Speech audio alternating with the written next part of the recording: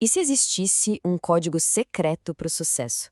Um código que foi decifrado ao longo de 20 anos de pesquisa com as mentes mais brilhantes de uma era. Parece coisa de filme, né? Mas essa foi a missão real de Napoleão Hill. Hoje, a gente vai desvendar os hábitos que formam a base dessa filosofia de conquista, começando pela pergunta super audaciosa que deu o pontapé inicial em tudo. Imagina só, o ano é 1908. Andrew Carnegie, simplesmente o homem mais rico da sua época, vira para um jovem repórter chamado Napoleon Hill e lança essa pergunta, na lata. Uma pergunta monumental. A resposta de Hill não só mudou a vida dele para sempre, mas deu início a uma busca épica para entender o que realmente separa quem realiza de quem só sonha. E que missão, hein? Foi uma jornada de 20 anos. 2 décadas em que Hill se dedicou a entrevistar mais de 500 dos maiores nomes da indústria, inventores, líderes dos Estados Unidos. Ele não estava atrás de historinhas, não. Ele procurava um padrão, sabe? Um conjunto de hábitos, de princípios que todos eles, sem exceção, aplicavam. Em 1928, ele finalmente publicou o que descobriu. E qual foi a primeira grande descoberta dele? O ponto de partida. O hábito número 1 é ter um propósito definido. Pensa bem, sem um alvo claro, qualquer esforço é como um rio que só vai serpenteando, seguindo o caminho mais fácil, sem nunca chegar a um destino planejado. É a grande diferença entre simplesmente vagar por aí e, de fato, navegar com o rumo certo. E para entender isso na prática, tem um caso ótimo. Um empresário chamado Bill Robinson leu o livro do Hill e pensou: um dia desses vou conhecer esse homem.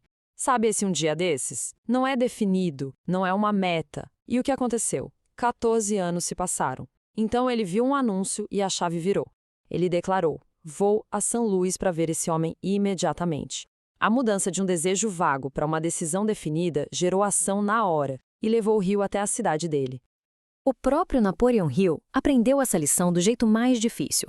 Depois da Primeira Guerra Mundial, ele botou na cabeça a meta de ganhar $100 mil em um ano. E não é que pouco tempo depois ele conseguiu um contrato por esse valor exato? Parecia que a meta tinha se manifestado perfeitamente, mas não foi bem assim.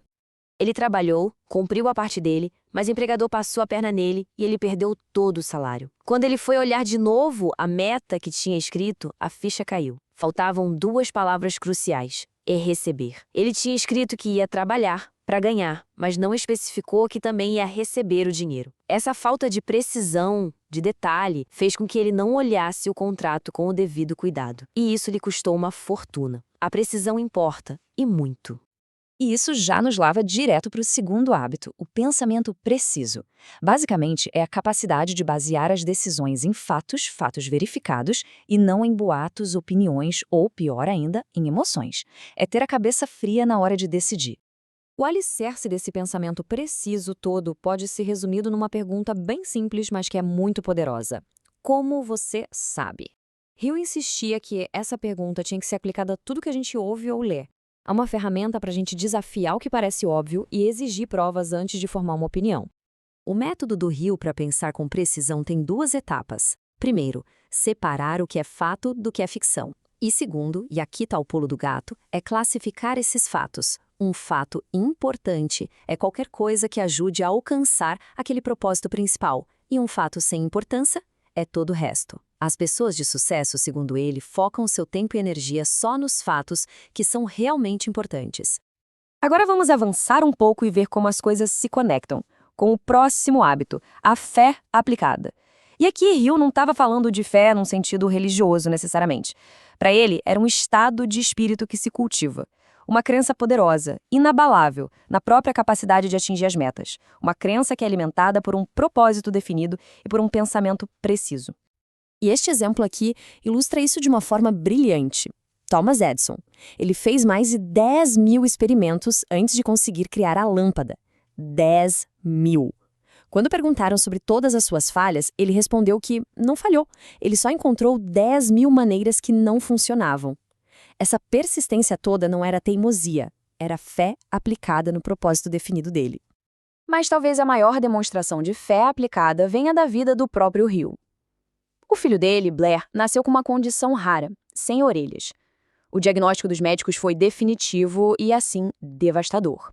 Ele nunca ia ouvir, nunca ia falar. Era um fato apresentado por especialistas. Só que Hill se recusou a aceitar essa realidade. Ele pegou os próprios princípios e aplicou ali. Criou um propósito definido e uma crença inabalável de que o filho dele não só ia ouvir, mas ia viver uma vida normal.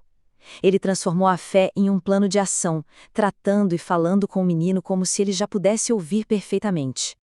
O resultado foi extraordinário. Depois de anos, algo que os médicos não conseguiam explicar aconteceu. A natureza, como o próprio Hill descreveu, improvisou um sistema de audição para o garoto. Blair desenvolveu 65% da audição normal, provando que uma fé aplicada, persistente, pode de fato influenciar a realidade. Ok, a gente viu que esses princípios funcionam para uma pessoa, mas e para uma comunidade inteira?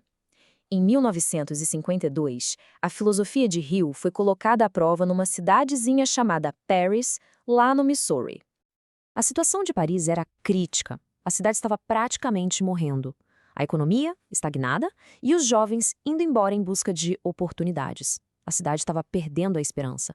E foi nesse cenário que Napoleon Hill foi convidado para dar uma série de palestras na rádio local.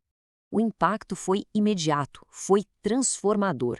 As palestras sobre propósito definido, pensamento preciso e fé aplicada acenderam uma faísca na comunidade.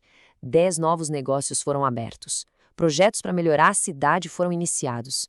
O morador antigo chegou a dizer que nada tinha causado uma impressão tão profunda na cidade em 50 anos.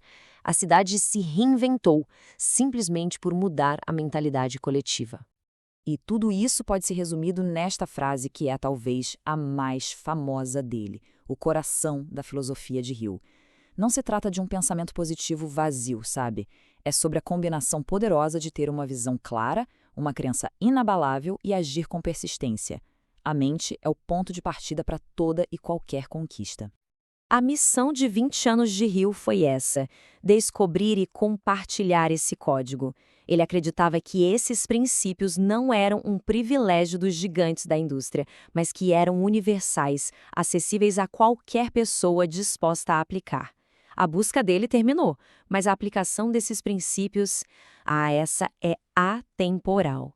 E isso tudo nos traz a pergunta final, aquela que começa todo o processo. Depois de analisar tudo isso, a questão que fica não é sobre Andrew Carnegie ou Thomas Edison, é sobre dar o primeiro passo. Qual é o seu propósito definido?